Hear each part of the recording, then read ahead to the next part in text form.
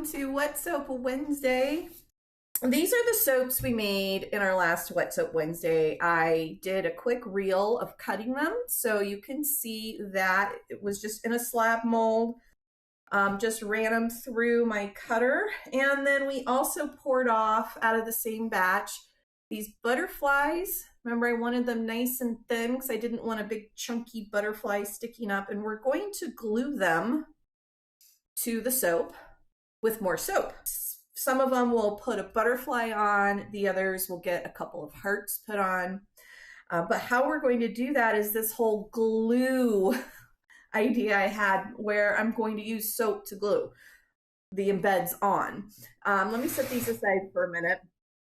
And the inspiration for this is I was over at my sister's house one Wednesday night having girl night, and we did some acrylic paint pour on some pots, and she does this in other instances too, where all the leftover paint that spills off when you're doing this crazy pouring, you can dip things into it. So this is a rock we dipped into acrylic paint, and this is a soap dish that I dipped into acrylic paint on the bottom, and I thought it was really kind of cool, and that a bar of soap would be really cool with something like this on it. Now, soap definitely interacts with itself differently than paint does. So I don't know what type of swirly, groovy colors we're going to get as far as the patterns go, but that's part of the fun. So what we're going to do is I already have everything pre-measured with my post-flu brain. I needed to definitely measure everything out 3 or 4 times, so I did that earlier. Let's get to making soap. So these are coconut oil, olive oil. This is actually left over from the Blush and Roses Masterclass Live. So our colors are going to be, I've got madder root, Indian madder root, annatto seed, Himalayan rhubarb, and then in one of these, I think that one, I mixed some annatto and rhubarb together. So this is all measured out, and here's my sodium hydroxide solution. It's just a 1-to-1 solution, and kind of like a mini master batch of lye solution here. And I'm just going to pour this off. I need 30 grams of my total solution in each of my little beakers here. And I'm going to pour each of those off. I'll set them off the tray so I know those are the ones that have the sodium hydroxide in them, so we don't double up anywhere. I know this is the boring part, bear with me. Although it should get interesting in just a moment. Let me make sure this one stays in camera view. There's definitely some rhubarb in that one. The color's starting to change. That's always fun to watch. There was a lot of chatter about master batching on Facebook yesterday or today or at some point in time. I think a lot of people asking why you'd want to master batch. And it's simply just because it's easier. It's more time efficient, where if you're going to be making a bunch of soap, instead of measuring each little batch off, you can pre-mix either your oils or your sodium hydroxide, your additives, whatever it is that you're going to be working with. You can just basically measure that out in bulk in advance.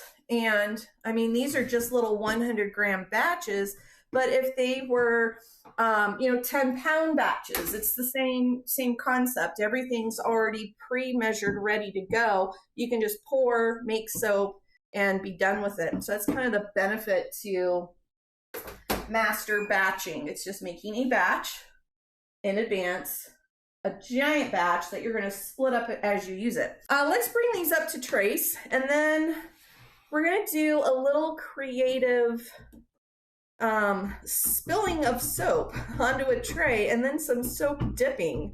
I'm hoping it's going to be kind of fun.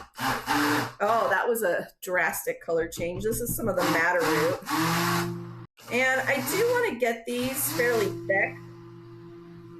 I had my oils at about 100 degrees. And I'm definitely going to have cross-contamination of color, but that's fine. This is just for fun, not necessarily for color testing. And these are all complementary colors. Oh, this is the rhubarb. Look at that color change. Oh, how pretty. But with natural colorants, the pH, the chemistry of the soap making process really affects and manipulates your colors.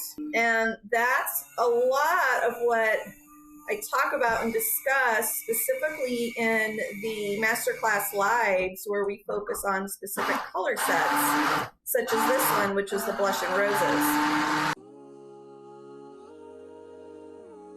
Oh, great color in here. Look at that. Look how pretty that is. All right, so this is just a cafeteria tray, and I've lined it with some freezer paper so that the soap won't stick to it. Remember, the freezer paper, the shiny side is coated with silicone. That's why freezer paper works. And all I'm gonna do is just pour this on to this tray here. I'm just literally gonna dip the soap in. And as I go along, dipping each one, I'm going to use that wet soap to stick those embeds. Hopefully get them to stick to the top of the soap. And I'm just gonna kind of go for it. I mean, I just want some nice abstract areas that I can dip our bars of soap into. Not really looking for anything in particular. Just some kind of fun, kind of chilled, relaxed, kind of soapy fun. All right, here we go. I'm gonna dip and lift up. And oh, that's freaking cool. Wow. Okay, so now I'm just going to dip. I just want to use this kind of like as a glue and plop that butterfly right on there. And oh, how cool is that? Okay, it dripped a little bit down the side, but not too much. Oh, this is fun.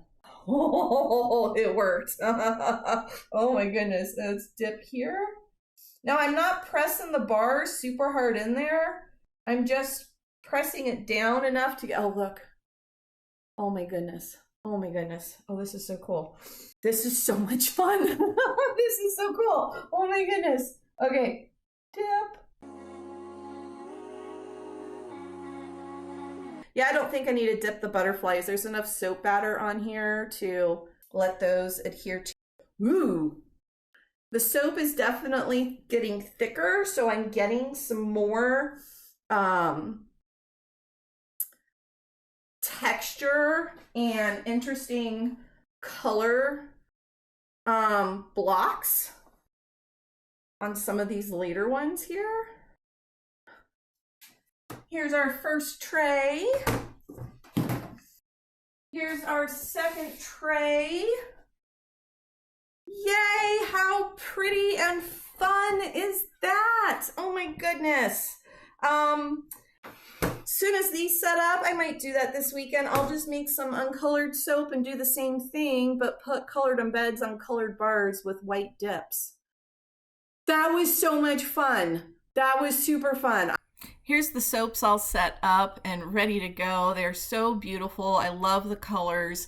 Himalayan rhubarb, madder root, Indian madder root, and annatto seed. All these colors are detailed in the Blush and Roses Masterclass Live. And here, this is all the leftover soap batter that I poured into some butterfly molds and just a loaf mold. I will be pouring some white soap batter on top of these bars and adhering the butterflies to them.